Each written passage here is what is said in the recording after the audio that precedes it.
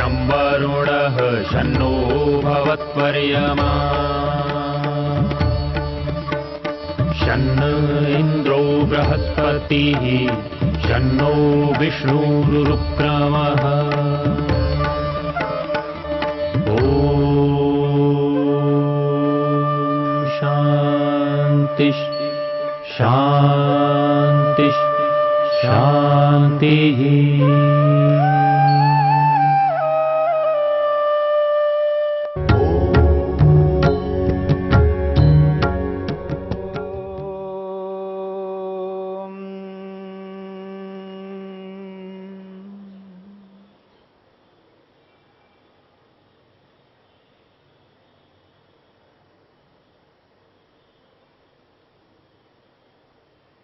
वृत्तियों को रोकने के दो उपायों की चर्चा हो रही है।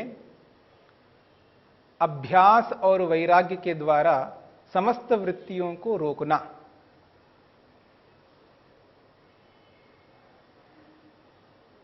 मन जो विचार करता है, मन की जो विचारधारा है वो दो प्रकार से है।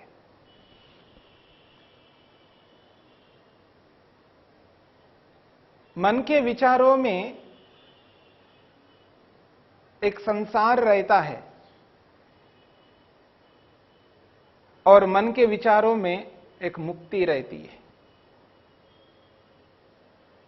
या तो व्यक्ति मुक्ति के लिए विचार करके चलता है, उसका ध्येय, उसका लक्ष्य, उसका प्रयोजन मुक्ति है, अथवा उसका ध्येय, उसका लक्ष्य संसार है, संसार के विषय है। संसार के विषय भोगों को अपनाना ही उसका ध्येय होता है। इसलिए महर्षि वेदव्यास लिखते हैं, मन की जो धारा है वो दो प्रकार से चलती है। मन एक है, उसकी धाराएं दो प्रकार की है। एक धारा कैवल्य, मुक्ति, मोक्ष की ओर जा रही होती है और एक धारा संसार की ओर जा रही होती है। जो मुक्ति की ओर जाने वाली धारा है उसमें विवेक रहता है और जो संसार की ओर जाने वाली धारा है उसमें अविवेक रहता है। एक में यथार्थ ज्ञान काम करता है और एक में अयथार्थ, उल्टा ज्ञान, मिथ्या ज्ञान काम करता है। एक धारा में अहिंसा है, सत्य है, अस्तेय है, ब्रह्मचर्य, अपरिग्रह है, और दूसरी धारा में हिंसा है, झूठ है, असत्य है, चोरी है और असंयम है, परिग्रह है। एक धारा में शुद्धता है, पवित्रता है और दूसरी धारा में अशुद्धता है, अपवित्रता है। एक धारा के अंदर संतोष काम कर रहा होता है और दूसरी धारा में असंतोष, हताशा, निराशा काम कर रही होती है। एक धारा में तप को लेकर के चला जाता है, तप को लेकर के व्यक्ति चलता है तो दूसरी धारा में तप नहीं होता है। उस धारा में भोग रहता है, विलासिता रहती है। एक धारा के अंतर्गत व्यक्ति स्वाध्यायशील होता है, शास्त्रों को सामने रख करके चलता है, और एक धारा में शास्त्र सामने नहीं रहते हैं, स्वयं की मान्यता सामने रहती है। एक धारा में ईश्वर सदा उसके समक्ष रहता है, उसकी व्यापकता, उसकी सर्वज्ञता, उसकी सर्वशक्तिमत्ता, उसकी न्यायकारिता रहती है।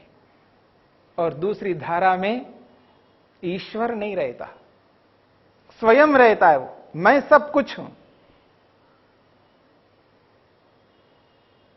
ये जो स्थिति है, मन की जो दो प्रकार की धाराएं जो चल रही होती है व्यक्ति की, और इन दोनों प्रकार की धाराओं में से जब तक एक धारा पर नहीं आते, एक स्थिति में नहीं आते, तब तक व्यक्ति का कल्याण नहीं हो सकता। जो मुक्ति की ओर जाने वाली धारा है, उसको मजबूत बनाए रखना होता है अध्यात्म मार्ग में चलने वाले व्यक्ति के लिए। और उसके मन में जो विषयों के प्रति जो लालसा है, जो तृष्णा है, क्योंकि विषयों के प्रति जो तृष्णा लालसा है वो आज का नहीं हो सकता, तो कल का हो सकता है। जन्म जन्मांतरों के उसके अंदर जो संस्कार हैं, जो तृष्णाएं विद्यमान हैं, वो व्यक्ति को कभी ना कभी सता सकती हैं। आज इस जन्म में व्यक्ति को एहसास हो गया है, यथार्थता में आ चुका है और उसकी धारा कैवल्य मुक्ति की ओर जा रही है, लेकिन उन संस्कारों के कारण से व्यक्ति अपने रास्ते से भटक सकता हो। तो ऐसी स्थिति में उस व्यक्ति को मजबूत होकर के चलना होगा। इसलिए महर्षि वेदव्यास कहते हैं,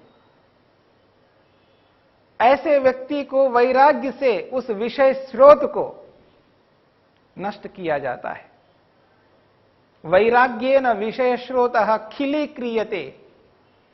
वैराग्य के माध्यम से उस विषय स्रोत को, उस विषय रूपी धारा को, रूप रस गंध स्पर्श का जो आकर्षण है, उसके जो संस्कार हैं, उनको खिली क्रियते, यानी उसको कमजोर किया जाता है, उनको नष्ट किया जाता है, उसको तोड़ दिया जाता है, जिससे व्यक्ति निर्बाध होकर के मुक्ति की ओर अग्रसर हो सके। और उसका जो विवेक है, जो वस्तु को वस्तु के रूप में समझने की जो शक्ति है, सामर्थ्य है, वो और विस्तृत होकर के जब उसके साथ में जुड़ जाती है, तब जो जो वस्तु उसके सामने आती रहती है, उस वस्तु के प्रति उसकी यथार्थता रहती है। उस विवेक के माध्यम से उस वस्तु को वस्तु के रूप में जान करके उसको मुक्ति के साधन के रूप में समझने लगता है। जब वस्तु मुक्ति का साधन बन जाती है, तो निश्चित रूप से व्यक्ति निर्बाध रूप से व्यक्ति उस ओर बढ़ता है जिसका लक्ष्य कहता है कि ये मेरा लक्ष्य है। उसके सामने सतत लक्ष्य सामने रहता है। उस लक्ष्य को सामने रखते हुए व्यक्ति विवेक को साधन बना करके चलता है और उस विवेक के माध्यम से वैराग्य को अपनाता हुआ जो जो वस्तु दुखदाई है उसको त्याग करता हुआ जाता है, और जो जो सुखदाई है, मुक्ति के लिए साधन बनने वाली चीज है, उसको अपनाता जाता है। वैराग्य में यही होता है, दुखदाई को त्याग कर देता है और सुखदाई को अपना लेता है। एक ओर से ग्रहण होता है, एक ओर से त्याग होता है। त्याग और ग्रहण दोनों को व्यक्ति को लेकर के चलना पड़ता है। केवल त्याग और केवल ग्रहण कभी सुखदायी नहीं बन सकता। सुखदायी बनाने के लिए व्यक्ति को एक ओर से त्याग करना होता है, दूसरी ओर से ग्रहण करना होता है। केवल त्याग से हानि हो सकती है और केवल ग्रहण से भी हानि हो सकती है। इसलिए हमेशा व्यक्ति को वैराग्य से युक्त होना होता है। अध्यात्म मार्ग में चलने वाले व्यक्ति को वैराग्य को अपनाना इसलिए पड़ता है, वहां पर एक ओर से त्याग करना होता है, दूसरी ओर से ग्रहण करना होता है। संसार को त्याग करने की स्थिति बनानी पड़ती है और ईश्वर को ग्रहण करने की स्थिति को बनाना पड़ता है व्यक्ति। ये दोनों स्थितियां जब व्यक्ति के साथ में जुड़ जाती हैं, तब व्यक्ति निर्बाध रूप से मुक्ति की ओर, मोक्ष की ओर अग्रसर होता है। और उसके लिए एक अभ्यास, और ये जो अभ्यास है, विवेक दर्शन अभ्यासेन, जो विवेक रूपी दर्शन है, विवेक रूपी जो ज्ञान है, उसका निरंतर अभ्यास करना पड़ता है। और निरंतर उसका अभ्यास करके व्यक्ति उस विषय को रोकना पड़ता है, विषय की लालसा को रोकना पड़ता है, तृष्णा को हटाना पड़ता है। और पहले से बने हुए जो संस्कार है हमारे मन के अंदर, उन संस्कारों को पकड़ना पड़ता है। और जो कुसंस्कार मन के अंदर है, जिनके कारण से मैं परेशान होता हूं, उन कुसंस्कारों को पकड़ करके उस विवेक रूपी अभ्यास के माध्यम से उसको दूर करना होता है, उस संस्कार को कमजोर करना पड़ता है। इसलिए कहा विवेक दर्शन अभ्यासेन, विवेक ज्ञान रूपी अभ्यास के माध्यम से उन कुसंस्कारों को, उन कुप्रवृत्तियों को, उस अज्ञानता को, उस मूर्खता को निरंतर कमजोर करना पड़ता है। और जैसे जैसे उनको कमजोर करते जाएंगे वैसे वैसे हमारी जो गति है, कैवल्य की ओर, मुक्ति की ओर जो गति है, उस गति में और अधिक तेजी आती है। जैसे जैसे उधर विवेक दर्शन अभ्यास के माध्यम से उन संस्कारों को कमजोर किया जाता है, उस कमजोर की स्थिति के अनुसार इधर गति बढ़ती रहती है। अगर इस गति को बढ़ाना है तो उस गति को बढ़ाना होगा, यानी अज्ञानता को जिस मात्रा में समाप्त करते जाएंगे उसी मात्रा में इधर अभ्यास बढ़ता जाएगा। इसलिए कहा है व्यक्ति को दोनों बातों को समझ करके चलना होगा। एक ओर वैराग्य को अपनाना है, दूसरी ओर उस स्थिति को बनाए रखने के लिए निरंतर अभ्यास करते जाना है। इसलिए वैराग्य और अभ्यास, इन दोनों को जोड़ करके व्यक्ति उन 5 प्रकार की वृत्तियों को रोक पाता है। उन 5 प्रकार की वृत्तियों को रोकने के लिए व्यक्ति को वैराग्य और अभ्यास, इसको सतत अपना करके चलना होता है। और अभ्यास को निरंतर बनाए रखने के लिए तप भी आवश्यक है, संयम की भी आवश्यकता है वहां पर, और विद्या की भी आवश्यकता है। विद्या पूर्वक, तप पूर्वक, संयम पूर्वक व्यक्ति उस अभ्यास को निरंतर बनाए रखता है, तब जाकर के व्यक्ति उस वैराग्य को बनाए रख पाता है। जो वैराग्य प्राप्त हो गया है व्यक्ति को, उस वैराग्य को बनाए रखने के लिए निरंतर अभ्यास करते जाना है। और यही अभ्यास एक स्थिति में जाकर के व्यक्ति को वहां तक पहुंचा देता है जहां तक वो पहुंचना चाहता है। इसलिए महर्षि पतंजलि कहते हैं वैराग्य और अभ्यास, इन दोनों के माध्यम से व्यक्ति इन वृत्तियों को रोक पाता है। वृत्तियों को रोकने के लिए दोनों साधन महत्वपूर्ण साधन है। इन साधनों के माध्यम से व्यक्ति वृत्तियों को रोक पाता है। जब वृत्तियों को रोकने की चेष्टा करता है, उस चेष्टा में यदि वैराग्य अच्छे उत्कृष्ट रूप में रहता है और उसका अभ्यास निरंतर रहता है, निरंतर अभ्यास और उत्कृष्ट वैराग्य के माध्यम से उत्कृष्टता से वृत्तियों को रोकने में सक्षम हो जाता है। इसलिए मन की ये जो धाराएं हैं, 2 प्रकार की धाराएं, इन दोनों प्रकार की धाराओं को समझने की आवश्यकता है। कभी व्यक्ति मुक्ति की ओर बहता है तो कभी संसार की ओर बहता है। इन दोनों बहावों को समझ करके एक बहाव को बनाए रखना और दूसरे बहाव को रोके रखना, एक धारा को रोक करके उसको समाप्त करना और दूसरी धारा को निरंतर बढ़ाते जाना, ये तभी संभव है जब व्यक्ति निर्वैरता को, अहिंसा को अपना लेता है, सत्य को अपना लेता है, अस्तेय को अपना लेता है और संयम रूपी ब्रह्मचर्य को अपना लेता है और अपरिग्रह को अपना लेता है।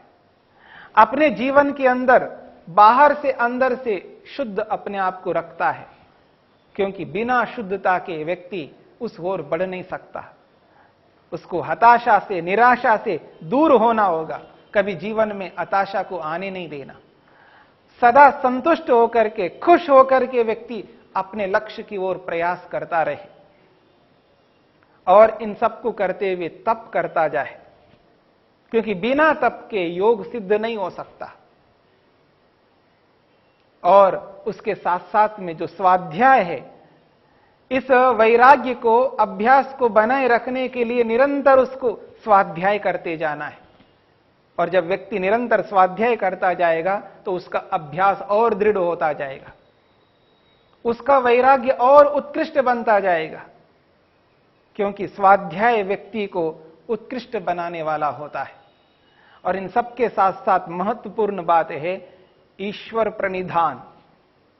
जब व्यक्ति ईश्वर प्रणिधान को अपना लेता है, जिस किसी भी कार्य को करते हुए ईश्वर को स्मरण रखता है, ईश्वर की आज्ञा को अपने समक्ष रखता है, ईश्वर के द्वारा कहे हुए कर्तव्यों को सामने रख करके चलता है, कर्तव्यनिष्ठ होकर के ईश्वर की आज्ञा के अनुरूप समस्त कार्यों को करता हुआ जाता है, तो निश्चित रूप से उसकी जो गति है, मुक्ति की ओर बढ़ने की जो गति है, वो तीव्र होती जाती है। और उसका जो विवेक रूपी विषय है, वो सतत उसको स्पष्ट करता जाता है। क्योंकि विवेक वस्तु के स्वरूप को यथार्थ रूप में रखने वाला होता है, जड़ को जड़ और चेतन को चेतन के रूप में रखने वाला होता है। जब जो जो वस्तु उसके सामने आ रही होती है, उस वस्तु को पृथक पृथक करके देखता है कि यह वस्तु जड़ है या चेतन है। जड़ है तो जड़ वस्तु के साथ कैसा मेरा व्यवहार होना चाहिए, और चेतन है तो चेतन के साथ किस प्रकार का व्यवहार होना चाहिए। इन दोनों स्थितियों को जब व्यक्ति समझता हुआ जाता है, तो वो कहा जा रहा है कैवल्य प्राग भारा, मुक्ति की ओर जाने वाली उसकी जो धारा है वो यथार्थ रूप में जा रही होगी। और उसमें विवेक है, सत्व पुरुष अन्यता ख्याति है, और जिस सत्व पुरुष अन्यता ख्याति को लेकर के चल रहा होता है, उसके बहाव में कोई झाड़ झंकार नहीं होते। पूर्ण रूप से शुद्ध, पवित्र, निर्मलता से युक्त होकर के उसका जो मुक्ति की ओर चलने वाली धारा है, वो इतनी तीव्रता से जाती है, वो अतिशीघ्रता से उस गंतव्य स्थान को प्राप्त करने के लिए वो अग्रसर होता है, और निकट में उसको दिख रहा होता है कि हां, ये मेरा गंतव्य स्थान मेरे समक्ष है। गंतव्य स्थान जब समक्ष दिखाई देता है, तो व्यक्ति के मन में जो उत्साह होता है, वो उमंग होता है। उस उत्साह से, उस उमंग से उस विवेक को और दृढ़ बना लेता है, उस वैराग्य को और पुष्ट करने लगता है, और साथ में उस अभ्यास को और दृढ़ता से करता है। जब व्यक्ति को गंतव्य स्थान दिखाई देने लगता है, तो उसके अभ्यास में कमी नहीं आती है। जब गंतव्य स्थान दिखाई नहीं देता है, बहुत दूर लगने लगता है, तो अभ्यास में शिथिलता आ सकती है, उस वैराग्य में भी शिथिलता आ सकती है। इसलिए जब व्यक्ति के सामने गंतव्य स्थान दिखता है, उसका लक्ष्य सामने दिखाई देने लगता है, तो उसका जो अभ्यास है बहुत अधिक दृढ़ बन जाता है, और वैराग्य भी बहुत दृढ़ बन जाता है। दृढ़ वैराग्य से, दृढ़ अभ्यास से युक्त होकर के व्यक्ति अपने लक्ष्य को पूर्ण करने के लिए पूर्ण पुरुषार्थ करता है। तब जाकर के ये जो वृत्तियां हैं वो रुकने लगती है। वृत्तियों को रोकना आसान नहीं है, लेकिन उन कठिन स्थिति को आसान कर देता है इस अभ्यास और वैराग्य के माध्यम से। तो जब अभ्यास और वैराग्य दृढ़ता से उसके जीवन में आ जाते हैं, तो दृढ़ अभ्यास से, दृढ़ वैराग्य से उसकी वृत्तियां एकदम रुक जाती है। और जैसे ही वृत्तियां रुकती है, वैसे ही उसके अंदर एकाग्रता आ जाती है। बस वृत्तियों का रुकना और एकाग्रता का प्राप्त होना बहुत सरल हो जाता है। एकाग्रता के आते ही समाधि लग जाती है, और उसका जो लक्ष्य है उसके सामने दिखाई देने लगता है। इसलिए कहा यहां पर अभ्यास और वैराग्य के माध्यम से वृत्तियां रुकती हैं। वृत्तियों को रोकने का यही मात्र उपाय है, अभ्यास और वैराग्य। ओम